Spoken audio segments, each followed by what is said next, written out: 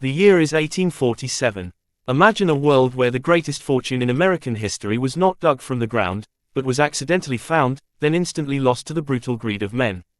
This is the true story of the SS Central America, the Ship of Gold, a forgotten disaster that triggered America's first economic collapse and held the power to destroy the entire global banking system.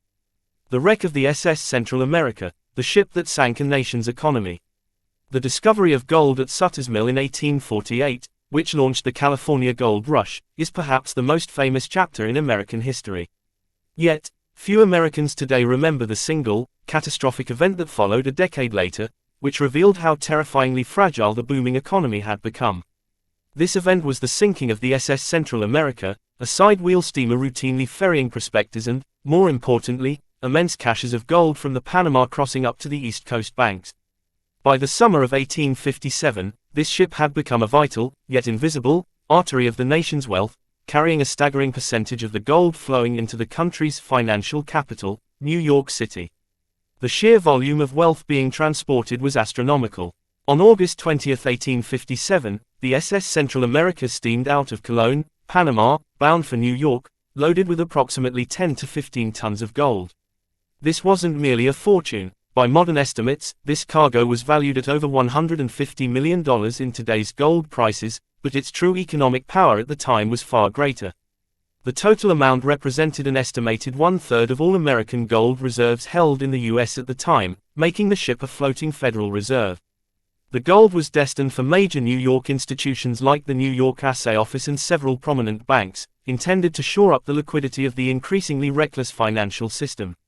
Wall Street in 1857 was a frenzy of speculative investing, railroad bubbles, and shaky credit, all propped up by the constant, reliable flow of California gold. The journey was routine until September 9. As the ship, captained by the experienced commander William Lewis Herndon, sailed off the coast of the Carolinas, she encountered what would become the deadliest hurricane of the season. For 2 days, the SS Central America was battered by relentless, mountainous waves.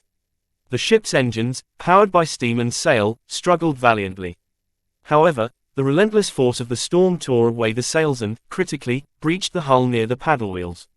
The engine room began to flood. The pumps, fueled by the ship's coal and the crew's desperation, were initially able to keep the sea at bay, but the rising water eventually extinguished the boiler fires.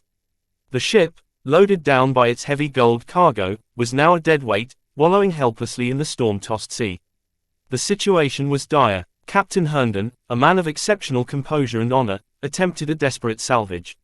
For 2 days, the passengers, a mix of wealthy businessmen, returning gold prospectors, and families, and the crew bailed water with buckets, their hands raw and minds numb with fear. The gold, the very cause of their perilous journey, now lay forgotten in the flooded vaults below. The only thought was survival. Herndon knew the ship was doomed, but he refused to let his passengers sink with it. On September 11, the weather briefly cleared enough for Herndon to spot another ship in the distance, the brig Marine. In an act of true maritime heroism, and after hours of maneuvering the crippled ship, Herndon successfully oversaw the transfer of all women and children, and a handful of the weaker male passengers, to the safety of the brig. It was a partial salvation, but the work was incomplete.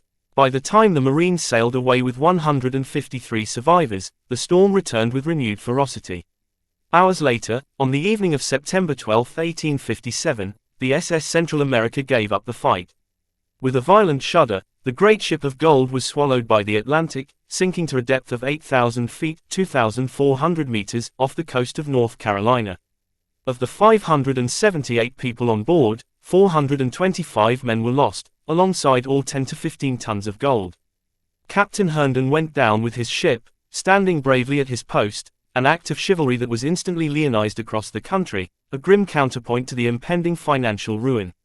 The news hit New York City like a thunderclap. The sudden, irreversible loss of such an enormous gold shipment, the vital cash injection Wall Street was depending on, was the final straw for the already overextended banking system. The banks, already suffering from reckless loans and the collapse of the railroad market, could not meet their obligations.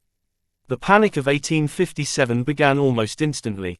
Banks suspended specie payments, thousands of businesses failed, and a deep, multi-year depression gripped the nation.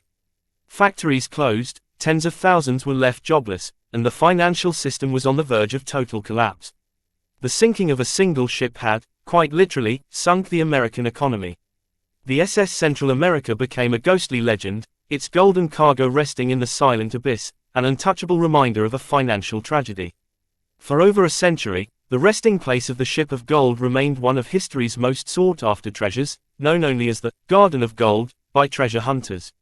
It wasn't until the 1980s that a brilliant, eccentric, and visionary deep-sea engineer named Tommy Thompson took on the challenge. Thompson was an Ohio native with a background in ocean engineering and an obsession with the SS Central America.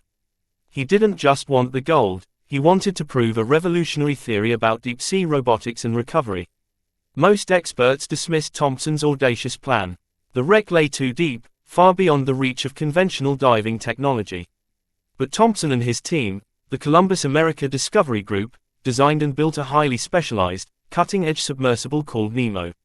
This robotic vehicle was equipped with revolutionary technology, including a sophisticated navigation system and stereoscopic cameras that allowed operators on the surface ship, Arctic Explorer, to see the wreck in 3 dimensions.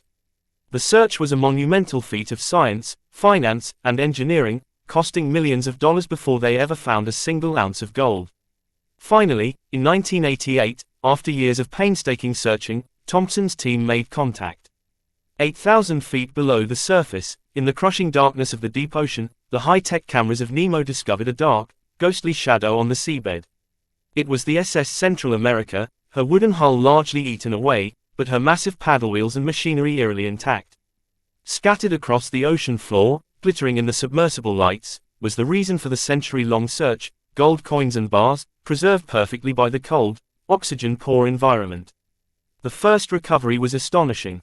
They brought up enormous gold bars stamped with the names of 1850s assayers, countless $20, double eagle, coins in near-perfect condition, and the personal effects of the lost passengers, including old photographs, clothing, and even a copy of the final letter written by Captain Herndon, preserved in a waterproof wallet.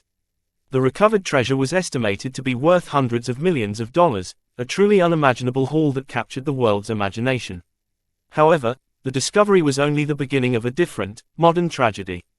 The instant the gold was announced, it triggered a legal and financial panic that echoed the disaster of 1857. Over the next 2 decades, Tommy Thompson was embroiled in endless, debilitating lawsuits from insurance companies, former crew members, and even opportunistic, salvage, firms who claimed they deserved a share. The legal battles drained his resources and his spirit. Thompson, who had solved the impossible engineering problem, found himself unable to navigate the treacherous waters of the American legal system. In 2006, facing contempt of court charges for failing to produce the recovered gold, which he claimed was in a trust and inaccessible, Tommy Thompson vanished. He sold off his possessions, shut down his company, and disappeared without a trace. The man who discovered the greatest lost treasure in U.S. history became a fugitive, hunted by U.S. Marshals for years. In 2015, after a relentless manhunt, Thompson was finally found hiding out in a luxury hotel in Boca Raton, Florida, using cash and aliases. He was arrested, but the final, astonishing twist in the story remained. Thompson refused to reveal the location of the rest of the recovered gold and the remaining $500 gold coins that were supposed to be in his possession. He was jailed, and to this day, he remains incarcerated for civil contempt, stubbornly refusing to disclose the whereabouts of the treasure. The ultimate irony is profound. The gold that sank the U.S. economy in 1857 and was finally recovered by a technological genius in the 1980s is still partially lost, locked away by the man who found it, a victim of his own stunning success and the brutal, modern-day greed his find exposed. The SS Central America remains an object of fascination, and the saga of Tommy Thompson is a strange and tragic coda to America's original gold rush, a chilling demonstration that sometimes, the greatest treasures are impossible to truly possess. The Ship of Gold, a symbol of American financial boom and bust, continues to make history, proving that the mystery of 1857 is still very much alive in the 21st century.